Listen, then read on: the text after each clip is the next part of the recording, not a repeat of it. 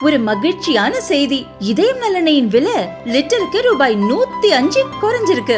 September 2023ல 1 litre இதயம் நலனையின் அதிகபட்ச விலை ரூபாய் 503. ஆனா இப்ப 1 லிட்டர் இதயம் நலனையின் விலை ரூபாய் 398 மட்டும்தான் தமிழ்நாட்டுல. அப்ப இனிமே எல்லாரும் இதயம் நலனை வாங்கலாம் இல்ல? பொங்கல் பண்டிகையை முன்னிட்டு ஜனவரி 10ஆம் தேதி முதல் சிறப்பு பேருந்துகள் இயக்கம். 14,104 பேருந்துகளை இயக்க போக்குவரத்து துறை திட்டம். கோயம்பேடு, மாதவரம், கிளாம்பாக்கம் ஆகிய பகுதிகளில் இருந்து பேருந்துகள் இயக்கப்படும். திபெத் நேபாள எல்லை அருகே லொபுசி என்ற பகுதிக்கு கிழக்கே சக்தி வாய்ந்த பூகம்பம் ரிக்டர் அளவுகோலில் 7.1 என பதிவானது. இதன் அதிர்வு டெல்லி மற்றும் மேற்கு வங்கத்தில் உணரப்பட்டது. தமிழ்தாய் வாழ்த்தை தமிழக ஆளுநர் அவமதித்ததாகவும் அவரை கண்டிக்கும் வகையிலும் திமுக இன்று கண்டன ஆர்ப்பாட்டம். மாவட்ட தலைநகரங்களில் காலை 10 மணிக்கு ஆர்ப்பாட்டம் நடத்தியது. வாகன பழுது நீக்கத்திற்கு பணம் கேட்ட மெக்கானிக் மீது தாக்குதல் நடத்திய பாலமேடு எஸ்ஐ அண்ணாதுரையை சஸ்பெண்ட் செய்து மதுரை மாவட்ட எஸ்பி உத்தரவு. அவர் மீது துறை ரீதியான விசாரணை நடத்தவும் எஸ்பி ஆணை. அரசு நிலத்தை தனியாருக்கு சட்டவிரோதமாக பட்டா மாறுதல் செய்த விவகாரத்தில் பெண் கிராம நிர்வாக அலுவலர் கனிப்பிரியா நீதிமன்றத்தில் சரணடைந்தார். அவரை 15 நாட்கள் நீதிமன்ற காவலில் அடைக்க தேனி மாவட்ட முதன்மை குற்றவியல் நீதிமன்றம் உத்தரவு. திருவண்ணாமலை மாவட்டம் காஞ்சி பகுதியில் இருக்கும் குன்றுமேடு அருள்மிகு ஸ்ரீ பாலசுப்பிரமணிய திருக்கோவில் பின்புறம் மருத்துவ கழிவுகள் கொட்டப்படுவதால் சுகாதாரக்கேடு ஏற்பட்டு பொதுமக்கள் அவதி. நோய் தொற்று ஏற்படும் அபாயம் உள்ளதாக அப்பகுதி மக்கள் அச்சம். HMPV தொற்று குறித்து மக்கள் பயப்பட தேவையில்லை. இது கட்டுப்படுத்தக்கூடிய ஒன்றுதான். இது புதிய வைரஸ் இல்லை என்று சுகாதார நிபுணர்கள் தெளிவுபடுத்தியுள்ளனர் என மத்திய சுகாதாரத்துறை அமைச்சர் JB நட்டா தகவல். புஷ்பா 2 திரைப்பட சிறப்பு காட்சியின் போது நெரிசலில் சிக்கி படுகாயமடைந்து மருத்துவமனையில் சிகிச்சை பெற்று வரும் ஸ்ரீதேவ் என்ற சிறுவனை சந்திக்க நடிகர் அல்லு அர்ஜுனுக்கு அனுமதி. மருத்துவமனைக்கு அவர் ரகசியமாக சென்று வர வேண்டும் என போலீசார் அறிவுறுத்தல். கனடா பிரதமர் ஜஸ்டின் ட்ரூடோ ராஜினாமா செய்தார். கட்சியின் அடுத்த பிரதமர் வேட்பாளர் தேர்வு செய்யப்படும் வரை தற்காலிக பிரதமராக தொடர்வதாக ஜஸ்டின் ட்ரூடோ அறிவிப்பு. புதுச்சேரியில் அனைத்து அரசு ஊழியர்களும் கட்டாயம் ஹெல்மெட் அணிந்து வர வேண்டும் என மாவட்ட நிர்வாகம் உத்தரவு. காரைக்காலில் தமிழக வெற்றிக் கழகத்தின் வழக்கறிஞர்கள் உறுப்பினர் படிவத்தை கிழித்து வெளியேறினார்கள். கட்சி வளர்ச்சிக்கு முக்கிய நிர்வாகிகள் பாடுபடவில்லை எனவும் தங்களுக்கு உரிய அங்கீகாரம் கிடைக்கவில்லை என்றும் புகார். வேலை வாங்கி தருவதாக பணம் பெற்று மோசடி செய்ததாக முன்னாள் அமைச்சர் ராஜேந்திர பாலாஜி மீது தொடரப்பட்ட வழக்கை CBI வசம் ஒப்படைக்க விருதுநகர் மாவட்ட குற்றப்பிரிவுக்கு சென்னை உயர்நீதிமன்றம் உத்தரவு. மதுரை அலங்காநல்லூர், பாலமேடு, அவனியாபுரம் ஜல்லிக்கட்டு போட்டிகளில் பங்கேற்கும் மாடுபிடி வீரர்கள் மற்றும் காளைகள் முன்பதிவு செய்ய இன்று கடைசி நாள். மாலை 5 மணி வரை முன்பதிவு செய்யலாம். இந்திய கிரிக்கெட் அணியில் சூப்பர் ஸ்டார் கலாச்சாரம் நிலவுகிறது. இதற்கு முற்றுப்புள்ளி வைக்க வேண்டும்.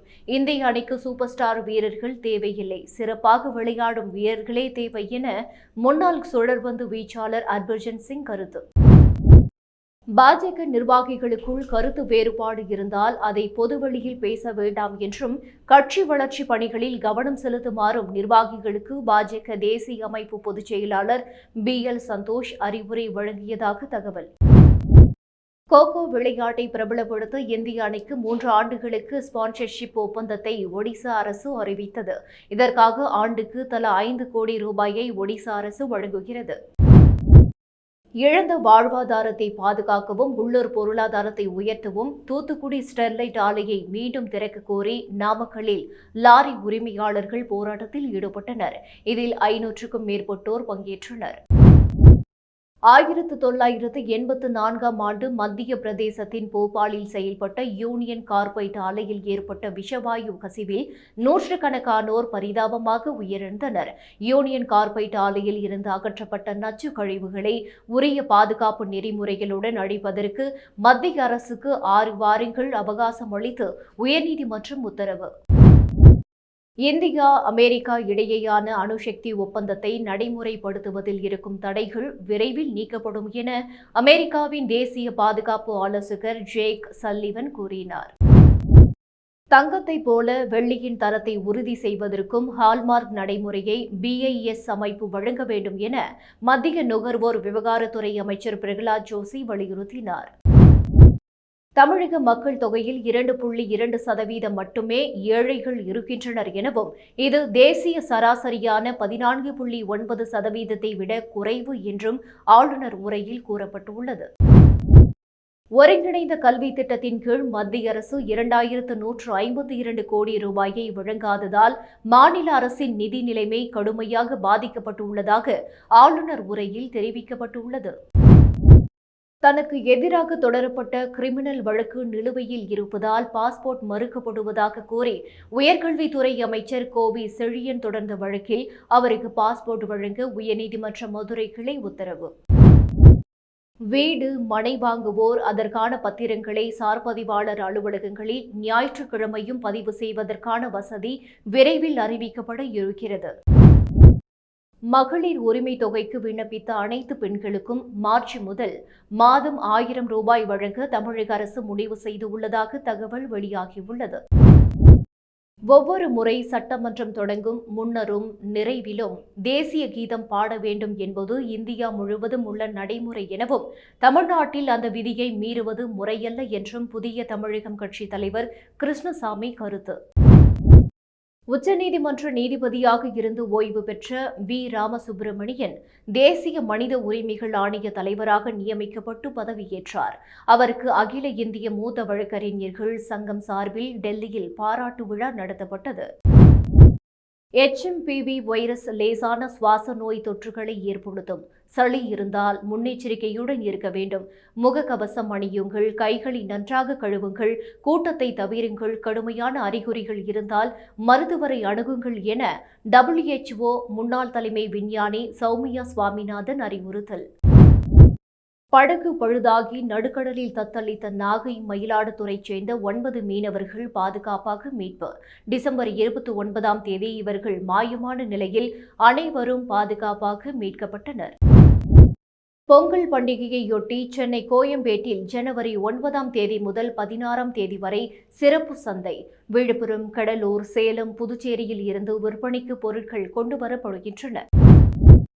சென்ற ஆண்டு மற்றும் சென்னை எழும்பூர் அரசு கண் மருத்துவமனையில் கருவழி மாற்று அறுவை சிகிச்சை செய்ததன் மூலம் 250 பேருக்கு கண் பார்வை கிடைத்துள்ளது.